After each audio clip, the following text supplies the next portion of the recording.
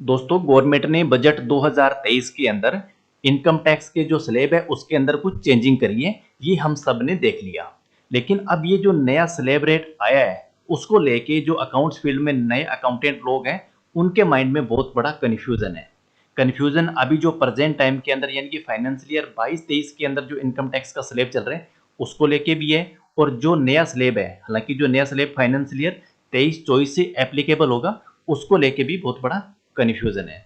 तो ये वीडियो केवल फ्रेशर अकाउंटेंट लोगों के लिए जो ऑलरेडी इनकम टैक्स के अंदर प्रैक्टिस करते हैं, इनकम टैक्स की रिटर्न वो फाइल कंटिन्यू कर रहे हैं, तो उनके लिए कोई नई बात नहीं है। तो अब कन्फ्यूजन करने वाला सबसे बड़ा सवाल यही है कि गवर्नमेंट ने बजट के अंदर एक बात की थी कि अगर आपकी इनकम 7 लाख रुपए तक है तो आपको किसी भी प्रकार का कोई इनकम टैक्स पे नहीं करना है। लेकिन अगर हम स्लैब को देखें तो स्लैब के अंदर लिखा हुआ है कि अगर आपकी इनकम 3 लाख रुपए तक है तो आपको कोई टैक्स नहीं देना। अगर आपकी इनकम 3 लाख रुपए से लेके 6 लाख रुपए तक है तो आपको 5% है जो टैक्स देना पड़ेगा। लेकिन अगर हम हाईलाइट की बात करें तो यहाँ पर ये लिखा हुआ है कि अगर आपकी कोई जो इनकम है नए टैक्स रिजाइम के एक्ट में, तो वो अगर आपकी 7 लाख रुपए से कम है तो आपको कोई भी टैक्स पे करने की जरूरत नहीं है इनकम टैक्स में। तो अब यहाँ पर कह रहे हैं 3 लाख रुपए तक की छूट है और ऊपर कह रहे हैं 7 लाख रुपए तक की कोई टैक्स नहीं पे करना। तो ये सबसे बड़ा जो कन्फ्यूजन है ये आज की इस वीडियो में आपका क्लियर होने वाला है कि कब आपको 7 लाख रुपए तक की छूट मिलेगी और कब आपको 3 लाख रुपए के ऊपर भी 5% का टैक्स है जो देना पड़ेगा। और ये सेम कंफ्यूजन अभी जो हमारा प्रेजेंट टाइम के अंदर यानी कि फाइनेंशियल ईयर 22-23 के अंदर जो टैक्स स्लैब चल रहा है उसको लेके भी है। अब प्रेजेंट टाइम के अंदर गवर्नमेंट कह रही है भी अगर आपकी इनकम 5 लाख रुपए तक है तो आपको किसी प्रकार का टैक्स पे नहीं करना। लेकिन अगर हम स्लैब को देखें तो स्लैब के अंदर कह रहा है कि अगर आपकी इनकम 2.5 लाख रुपए तक है तो आपके ऊपर कोई टैक्स नहीं लगेगा। लेकिन अगर आपकी इनकम 2.5 लाख रुपए से लेके 5 लाख रुपए तक है तो आपको 5% टैक्स भी करना पड़ेगा।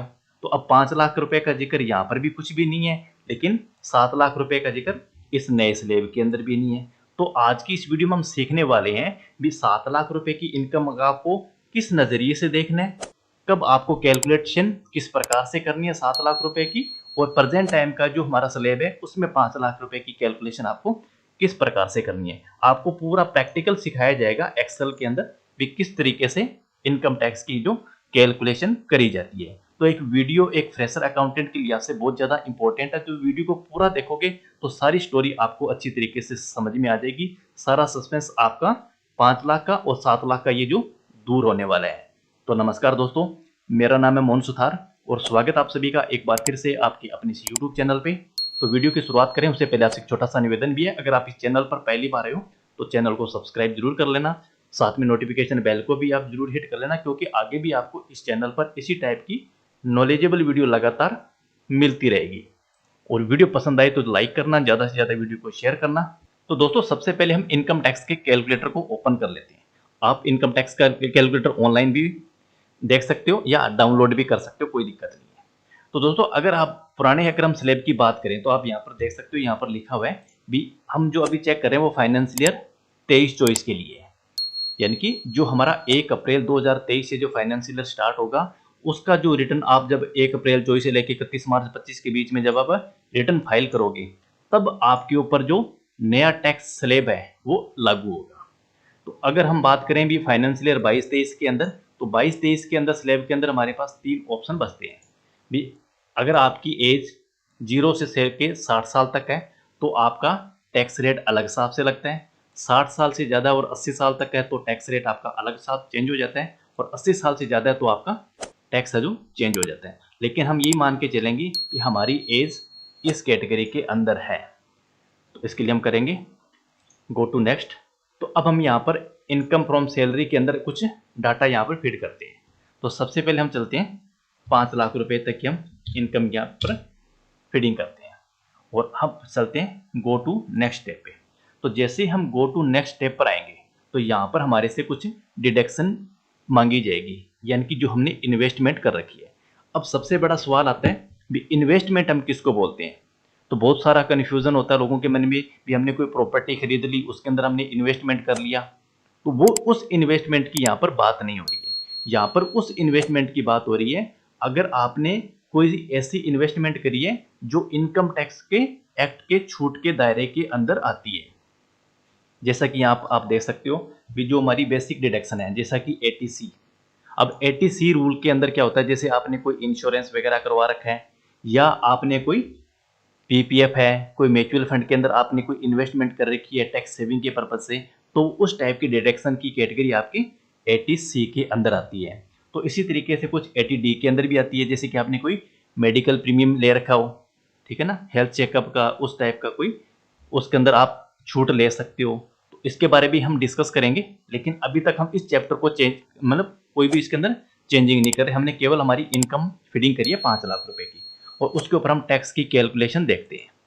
तो जैसे हमने टैक्स की कैलकुलेशन करी तो आपने देखा भी हमारी जो टोटल इनकम है वो 5 लाख रुपए तक की है और इसके अंदर हमें डिडक्शन मिली है स्टैंडर्ड डिडक्शन 50,000 रुपए की, यानी कि हम इसको कह सकते हैं भी एक स्पेशल हमारे लिए छूट है सैलरी पर्सन या पेंशनर के लिए। तो अब आपकी जो टोटल इनकम बच गई है वो है 4,50,000 रुपए की। तो अगर हम टोटल टैक्स की बात करें तो टैक्स की अमाउंट अभी भी यहाँ पर 0 आ रही है। तो अब हम बात करें भी ये कौन सा चल रहा है हमारा फाइनेंशियल ईयर 23 का ओल्ड रिजीम की बात करें जो अभी हमारा प्रेजेंट टाइम के अंदर चल रहे हैं, जिसके हम बात कर रहे थे ना कि 5 लाख रुपए तक की आपकी छूट है, तो वो वाली बात है। लेकिन अब यहाँ पे देखो हमने इनकम 5 लाख रुपए करी लेकिन टैक्स इसने नहीं बनाया।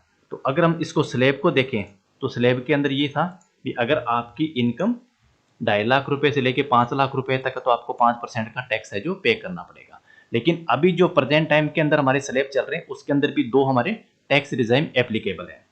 अब पहला कौन सा है जो ओल्ड अभी तक हमारा पुराना चल रहा है, ठीक है ना। अब इसके अंदर क्या था भी अगर आपकी इनकम 2.5 लाख रुपए तक है तो एग्जाम्प्ट है। उसके बाद अगर आपकी 2.5 लाख रुपए और 1 रुपए से ज्यादा लेके 5 लाख रुपए तक है तो आपको 5% का टैक्स पे करना पड़ेगा, ओल्ड स्कीम के अंदर भी और नए के अंदर भी। लेकिन अगर आपकी इनकम 5 लाख रुपए से लेके और 7,50,000 के बीच में है तो नए टैक्स रिजाइम के अकॉर्डिंग आपको 10% का टैक्स देना पड़ेगा, लेकिन पुराने हिसाब से आपको 20% का टैक्स है जो देना पड़ेगा। अगर इनकम आपकी मतलब पुराने स्लैब की बात करें तो अगर आपकी इनकम है जो 5 लाख रुपए और 10 लाख के बीच के अंदर है तो उसके कंडीशन के अंदर आपको यहाँ पर क्या करना पड़ेगा, 7.5 से लेके 10 लाख के बीच के अंदर तो 15% का टैक्स है। लेकिन यहाँ पर 5 लाख से लेके 10 लाख तक का भी आपको 20% टैक्स है जो पुराने स्कीम के अंदर पे करना पड़ेगा।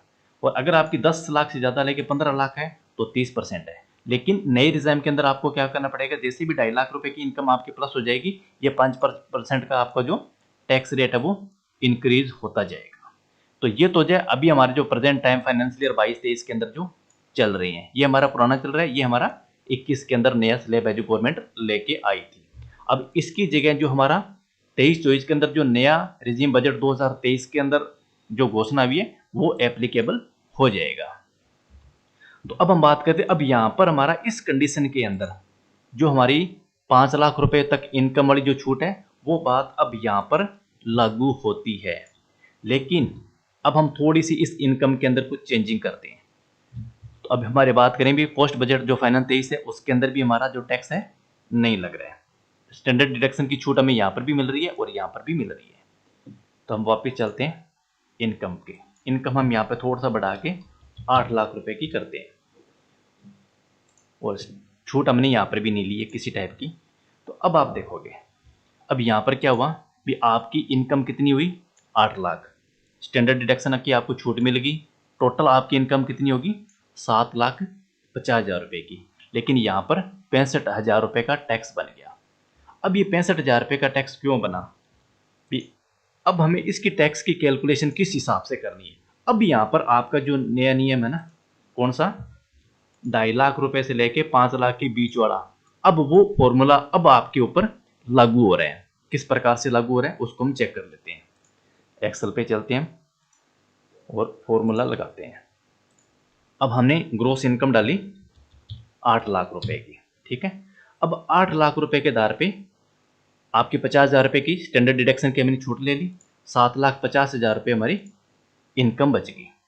अब टैक्स की अगर हम बात करें तो जो एक्चुअल में जो टैक्स है हमारा वो है 62,500 रुपए का और इसके अंदर 2,500 रुपए का हमारा 4% का सेस लगा हुआ है, तो एक्चुअल में टैक्स है ये वाला। हालांकि ये भी टैक्स की अमाउंट है, टोटल टैक्स की कैलकुलेशन दोनों को जोड़ के पे करनी पड़ती है। तो ये 62,500 रुपये का आपका टैक्स बन गया। अब ये 62,500 रुपये का टैक्स है जो किस हिसाब से बना है वो आप देखो। अब यहाँ पर देखो जो टोटल नेट इनकम है वो कितनी होगी, 7,50,000 की। तो अब यहाँ पर हमने क्या किया, जो हमारी 5 लाख रुपए तक की वाली जो गवर्नमेंट की स्कीम थी उसको हमने क्रॉस कर दिया। तो जैसे ही हम हमारी नेट इनकम जो हमारी लिमिट है 5 लाख रुपए की, उसको जब हम पार कर देंगे, तो ऐसा नहीं है भी 7 लाख में से हम 5 लाख माइनस करेंगे, ठीक है ना, तो केवल 2.5 लाख रुपए के ऊपर आपको टैक्स पे करना पड़ेगा। अब ऐसा नहीं है, अब इसके अंदर क्या चुका, अब लिमिट आपकी 2.5 लाख रुपए तक की छूट मिलेगी, ठीक है। अब यहाँ पर आपको पूरा 5 लाख रुपए का बेनिफिट मिलने वाला नहीं है, यहाँ पर जो एग्जाम्पशन लिमिट है वो हमारी 2.5 लाख रुपए तक की है। तो 7.5 लाख रुपए से हमने 2.5 लाख रुपए की हमारी टैक्स फ्री इनकम है उसको माइनस कर दिया, तो इनकम बच गई हमारी 5 लाख रुपए की। अब इस 5 लाख रुपए के अंदर देखो स्लैब हमारा क्या कहता है कि अगर 2.5 लाख रुपए तक तो बिल्कुल फ्री है, 2.5 से लेके 5 के बीच के अंदर 5% टैक्स पे करना पड़ेगा, यानी कि 2.5 लाख से 2.5 के बीच में टोटल इनकम कितनी होगी हमारी, 2.5 लाख रुपए की। तो उसके बाद फिर वापस कितनी बची हुई और 2.5 लाख वो बच गई। तो पहला जो हमारा 2.5 लाख है इसके ऊपर हमें कितना परसेंट टैक्स कैलकुलेट करना है, 5% का। और उसके बाद जो हमारी इनकम बच गई उसके हिसाब से हमें कितना करना पड़ेगा, उसके ऊपर हम 20% करेंगे। कौन सा टैक्स ले रहे हैं हम, ये वाला, यानी कि पहले 5 और उसके बाद में ऊपर वाले पे सीधा 20% का टैक्स है जो कैलकुलेट कर रहे हैं। तो जैसे ही हमने टैक्स कैलकुलेट किया तो 2.5 लाख के ऊपर बन गया आपका 12,500 का, और इस 2.5 लाख के ऊपर बन गया आपका 50,000 रुपये का टैक्स। तो यानी कि टोटल की टैक्स की कैलकुलेशन आपकी 62,500 रुपये टैक्स आपका बन गया, इन दोनों को ऐड करेंगे तो। और यहाँ पर भी हम देखें तो आप देख सकते हो 62,500 रुपये का आपका टैक्स है जो बन चुके हैं। लेकिन अब हम बात करते हैं जो हमें अलग से डिडक्शन, यानी कि एक्स्ट्रा जो डिडक्शन हमारी होती है एटीसी की, एटीडी की, उसके अंदर अगर हम अमाउंट को फिलअप करते हैं तो हमारी इनकम के ऊपर क्या इफेक्ट पड़ता है। तो वापस हम चलते हैं, ग्रोस इनकम की सैलरी अभी भी हमारी इनकम फ्रॉम सैलरी 8 लाख रुपए की है, और अब हम मान लीजिए एटीसी की जो हमारी 1.5 लाख रुपए तक की जो छूट है उसको हम यहाँ पर लिखते हैं, और एटीडी मेडिक्लेम की हम 25,000 रुपये यहाँ पर एक बार लिख देते हैं। और अब हम इसको कैलकुलेट करते हैं। तो जैसे हमने कैलकुलेट किया तो आप देख सकते हो हमारी जो एग्जम्पशन लिमिट है वो आप स्टैंडर्ड डिडक्शन आपका 50,000 रुपये का, और उसके बाद जो आपकी स्टैंडर्ड डिडक्शन है, सॉरी इसकी अलग से जो आपकी डिडक्शन है चैप्टर 5A की, वो 1,75,000, यानी कि 1,50,000 रुपये एटीसी की और 25,000 रुपये की आपकी एटीडी की। तो अब यहाँ पर आपकी जो नेट इनकम है वो 5,75,000 रुपये की होगी है, यानी कि कहने का मतलब ये हो जाए कि जो हमारी इन्वेस्टमेंट होती है वो हमारी इनकम में से लेस हो जाती है, जिसकी वजह से हमारा जो टोटल टैक्सेबल इनकम है उसकी अमाउंट कम बनती है। अगर आपकी टैक्सेबल इनकम कम बनेगी तो आपके ऊपर इनकम टैक्स भी कम लगेगा। अगर हम इसकी कैलकुलेशन को देखें तो हम कह सकते हैं भी टोटल हमारी जो 50,000 रुपये की जो स्टैंडर्ड डिडक्शन है वो तो है ही, इसके अलावा 1,75,000 रुपये की अलग से हमें छूट मिली है। तो हम इसको 1,75,000 रुपये यहाँ पर हम ओवर फीडिंग करते हैं।